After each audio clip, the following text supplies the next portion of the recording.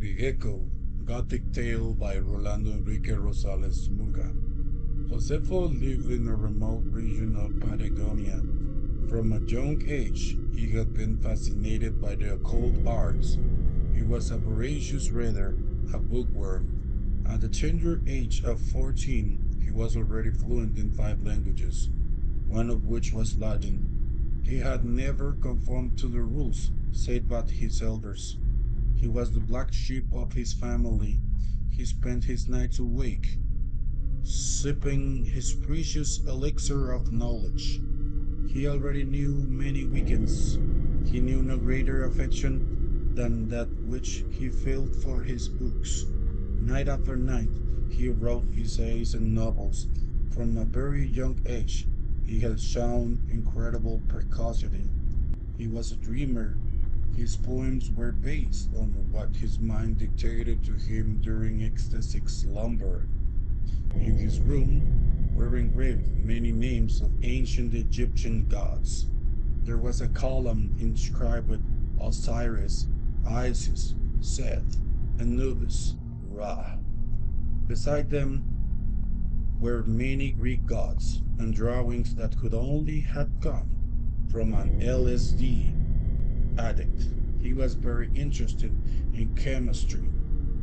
He spent his nights among diodes and aldehydes, among methane and many volatile substances.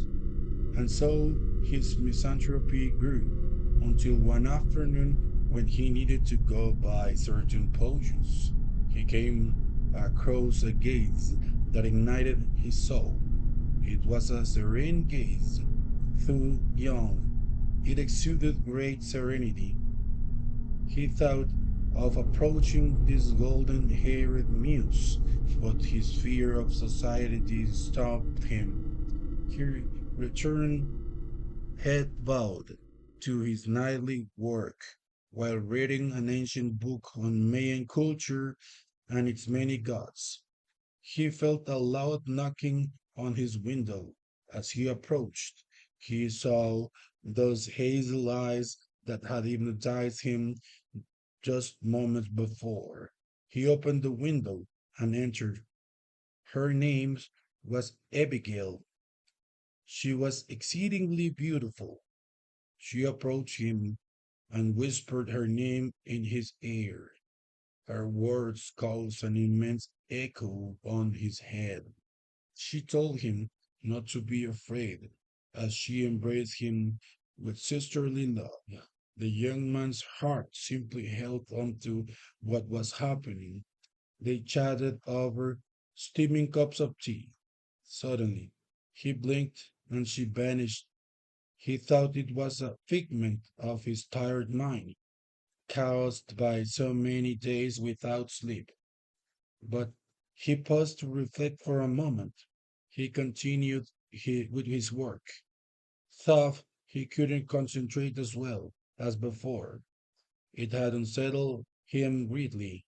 Suddenly, he felt someone shaking him. It felt as if the lights were going out, and so he awoke in a bed in an old psychiatric hospital. His name was not Josefo, but Saul. He was no longer a child, but nearing 60 years of age, while Abigail, she had been his wife, had been murdered by him in a fit of madness.